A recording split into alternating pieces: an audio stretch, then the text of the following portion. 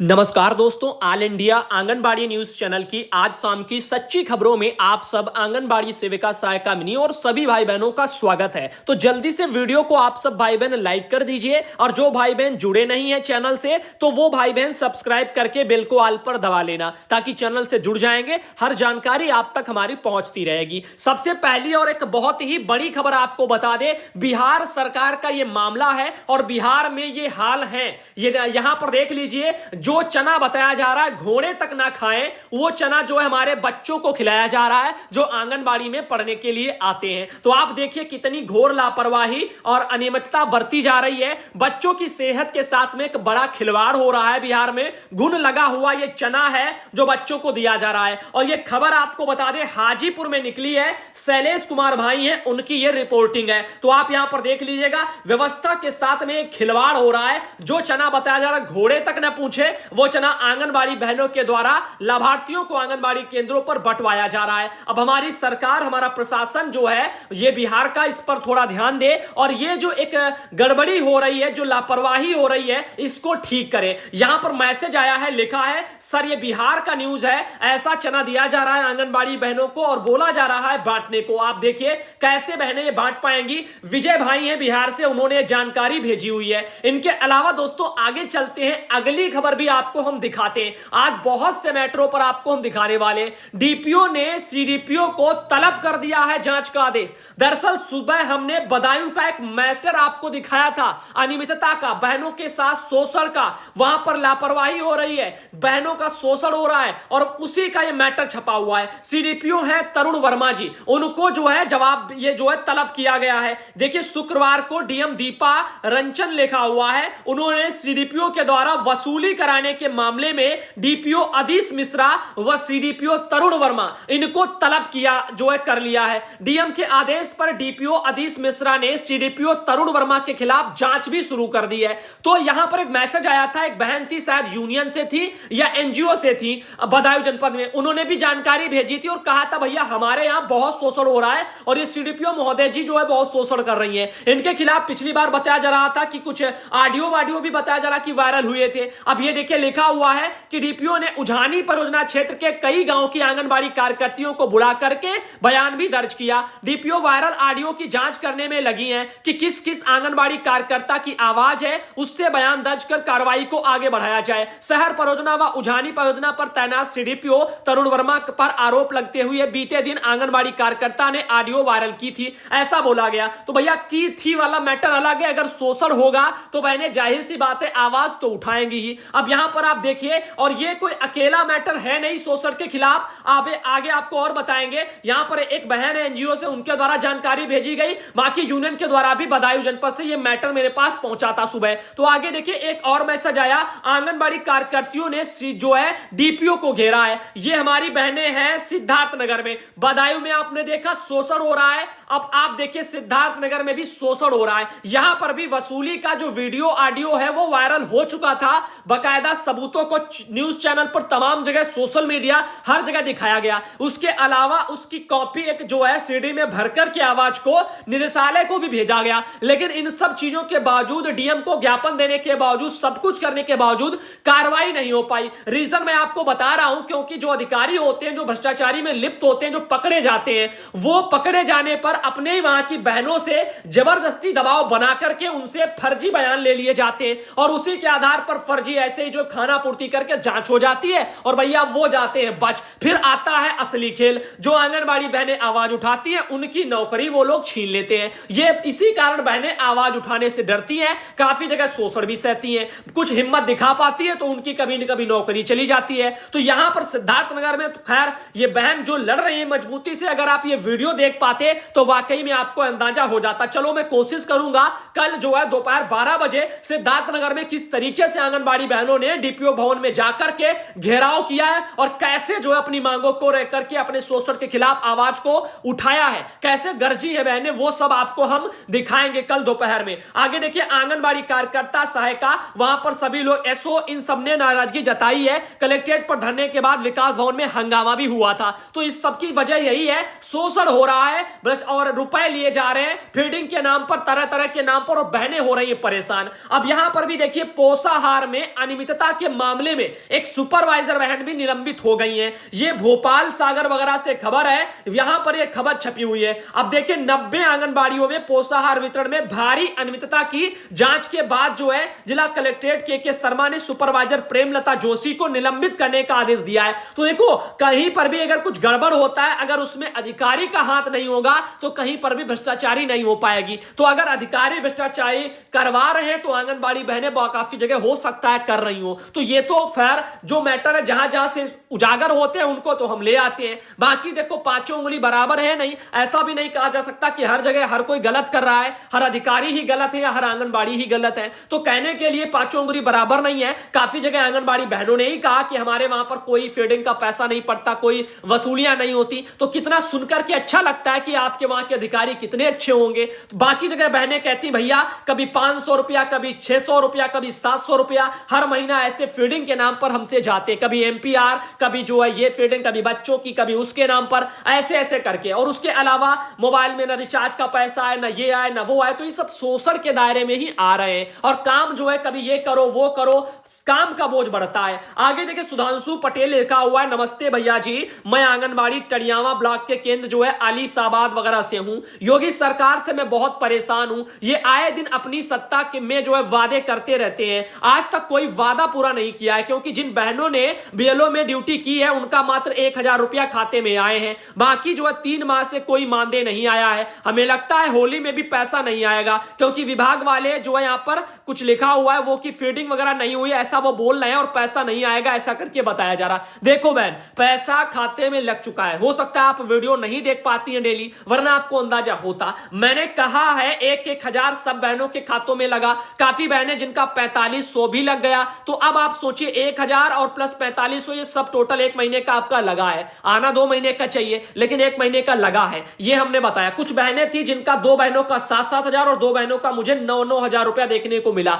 वो बहनें वो वाली हैं जिनका काफी लंबे समय से किसी न किसी वर्ष में कुछ ना कुछ पैसा कुछ महीनों का पहले बकाया होगा और उसी को धरना प्रदर्शन या ज्ञापन देने के बाद में शायद इस बार भिजवाया गया होगा। तो हो सकता है ये बहनें वही हों। तो यहां पर ये एक संशय बना हुआ है कि किस कारण आखिर 2 बहनों के खातों में 7000 रुपया आया। इसका अभी तक कोई खुलासा नहीं है, विभाग की तरफ से भी कोई जो जवाब नहीं, और मैंने यूनियन से भी कहा था और वहां से भी कोई अभी जवाब नहीं आया है। आगे देखिए आंगनबाड़ी बहनों में भर्ती के नाम पर फर्जीवाड़ा हो रहा है, प्रशासन सतर्क है ऐसा बोला जा रहा है। देखो प्रशासन हमारा सतर्क हो जाए वो इसलिए नहीं कि फर्जीवाड़ा हो रहा है, आप मौका दे रहे हैं इसलिए फर्जीवाड़ा हो रहा है। रीजन मैं आपको दूं, 2017 से प्रमोशन हो जाना चाहिए था कि नहीं, 2021 चल रहा है। आप बताओ इतने लंबे लंबे समय तक आप प्रमोशन नहीं करवा पाओगे। तो काफी जगह बहनें हमें कहती हैं भैया हमारे वहां बोल रहे हैं लोग कि पैसा दीजिए हम प्रमोशन करवा देंगे। अब ये भी तो एक शोषण ही है, फर्जीवाड़ा ही तो है। तो यहां पर ये सब चीजों को बढ़ावा मिल रहा है। रही बात भर्तियों की, अगर भर्ती समय से आप निकाल दें तो क्या फिर फर्जीवाड़ा रह जाएगा? बढ़िया से चयन प्रक्रिया करिए, जल्दी जल्दी सब काम करिए, हो जाएगा। लेकिन नहीं, टाइम बहुत लगता है। लोग वर्षों से इंतजार कर रहे हैं आंगनबाड़ी भर्ती का, लेकिन भर्ती नहीं हो पा रही है। तो यहां पर कुछ सरकार प्रशासन को भी सोचना चाहिए और अपनी इन चीजों को थोड़ा गति देनी चाहिए प्रमोशन में और भर्ती में। अब आगे चलते हैं, सुजीत जी हैं, सुरजीत, जो उनके द्वारा ये एक आर्टिकल छपा हुआ था। आगे चलते हैं और आपको बताते हैं। खांसी आ गई भैया, बोलते बोलते गला सूख जाता है। रेणु यादव जी हैं, उन्होंने भी एक मैसेज ऑल इंडिया चैनल पर किया हुआ है, कमेंट में लिखा है 1200 रुपया गोद भराई के आए हैं सहारनपुर में। तो ये बोला है। आगे चलते हैं और बताते हैं। तो भैया गले में दिक्कत हो गई थी तो हमने रोक करके सोचा पानी पी लेते हैं। अब आगे चलते हैं, आपको बताते हैं। लखनऊ से एक खबर थी कि उत्तर प्रदेश सरकार महिलाओं को सबल व आत्मनिर्भर बनाने के लिए खास तैयारी कर रही है। इसीलिए राज्य ग्रामीण आजीविका मिशन से जुड़ी जो स्वयं सहायता समूह की महिलाएं हैं उनको पुष्टाहार उत्पादन की इकाई से जोड़ा जा रहा है। मैंने कहा था प्लांट लगाए जाएंगे जिलों में, ब्लॉकों पर, और वहां पर पोषाहार बना करेगा। देखो ब्लॉकों पर तो संभव है नहीं, इतने ज्यादा ब्लॉक है। तो आप ये मान के चलिए जिलों में 2-3-4 ऐसे होंगे जो जितना बड़ा जिला होगा उस हिसाब से लगा दिए जाएंगे। तो ऐसी चीजें ये निकल के आई हैं। पहले चरण में 40 लाख रुपए की लागत से फतेहपुर उन्नाव में पुष्टाहार उत्पादन की इकाई यानी प्लांट टाइप के लगाए गए हैं, उनमें बनाया जाएगा। समूह की महिला उनमें काम करेंगी और बनाने का लाने का सब काम जिम्मेदारी उन पर रहेगी। लेकिन हमारी सरकार थोड़ा ध्यान देती, अगर वितरण की और कागजी कार्रवाई की भी जिम्मेदारी समूह की महिलाओं को ही दे देती तो ज्यादा बेटर होता, क्योंकि उन पर सरकार को भरोसा मुझे लगता है बहुत ज्यादा है और सरकार भी अपना एक भरोसा दे दे दे और फिर देखे क्या होता है। आंगनबाड़ी बहनों पर बाकी चीजें हैं, लेकिन अगर बहनें समझदार हैं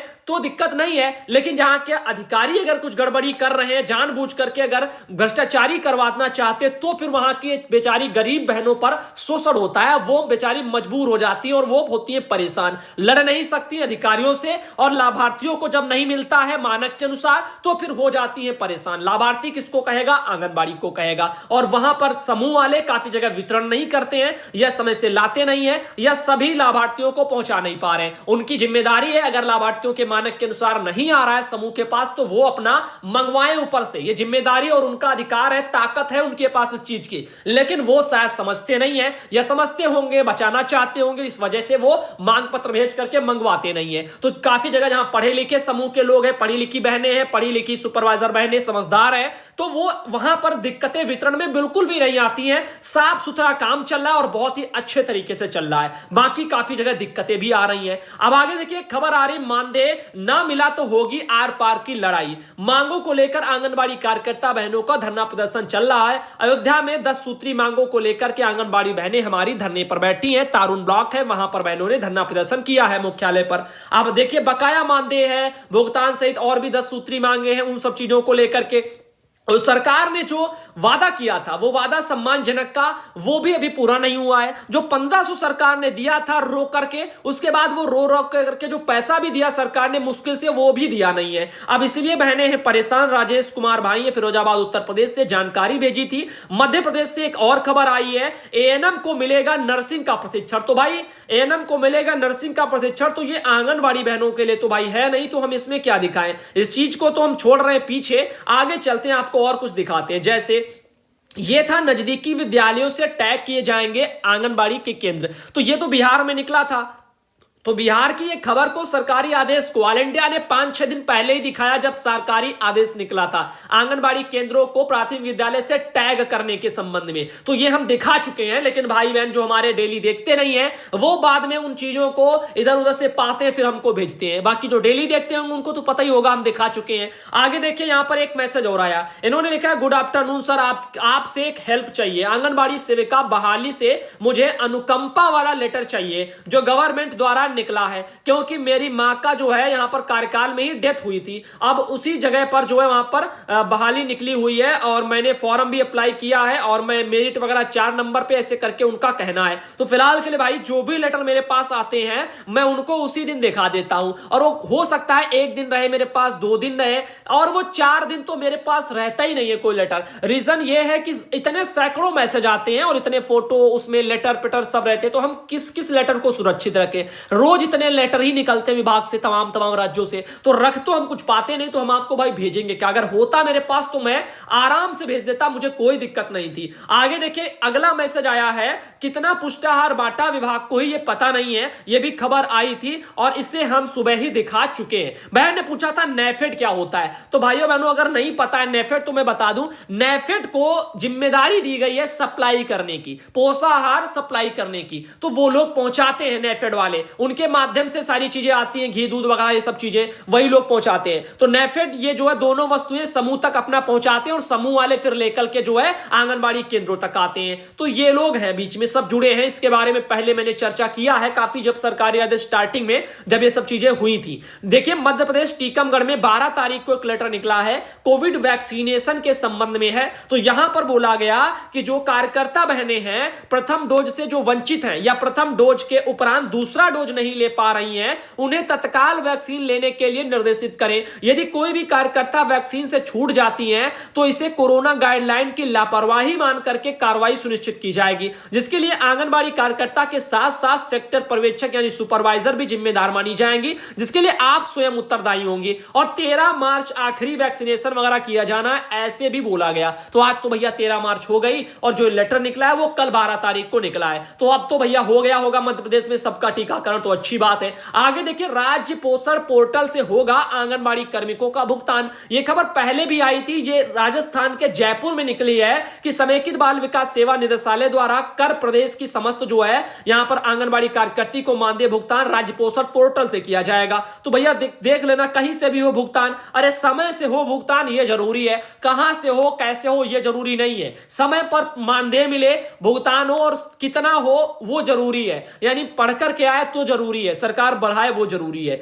देखिए यहां पर जैसलमेर राजस्थान से थे, उन्होंने मैसेज किया है, पंचायत चुनाव के आरक्षण में आपत्तियों का सिलसिला लगातार जारी है और पर इसीलिए पंचायत चुनाव जो है उत्तर प्रदेश में वोट टाल दिए गए हैं अभी फिलहाल के लिए आरक्षण को लेकर के। आगे देखिए, सत्ता के संरक्षण और पुलिस की मिली भगत से लगातार हो रहा है कस्बे में अवैध खनन, खाकी और खादी। ये देखिए खबर छपी है यहां पर मोहम्मदी वगैरह बर्बर वगैरह खीरी में। अब देखिए सीबू जी हैं कोई, उनके द्वारा ये शायद आर्टिकल छापा गया होगा। तो आप देखिए यहां पर खनन हो रहा है मिट्टी का और इसलिए यहां पर यह आर्टिकल छपा हुआ है। तो ये भाई पुलिस मैटर है अपना, वहां पर जो आवाज उठाए, फिलहाल ऑल इंडिया पर तो आंगनबाड़ी की आवाज उठाई जाती है। एक ये बहन है, यहां पर देखिए चना वना इनको दिया गया हो और उसी को उन्होंने फोटो मुझे भेजा हुआ है। हर जगह देखो गलत चना नहीं है, काफी जगह सही चना भी है और काफी जगह गलत है। जहां गलत है वहां सुधार की जरूरत है। आगे देखिए रायबरेली से जहां पर धरना प्रदर्शन वगैरह हो रहा है, यहां पर देख सकते हो आप सब भाई बहन। आगे देखिए एक मैसेज है, अनीसा खातून बहन है, उनके द्वारा भी ये धरना प्रदर्शन चालू है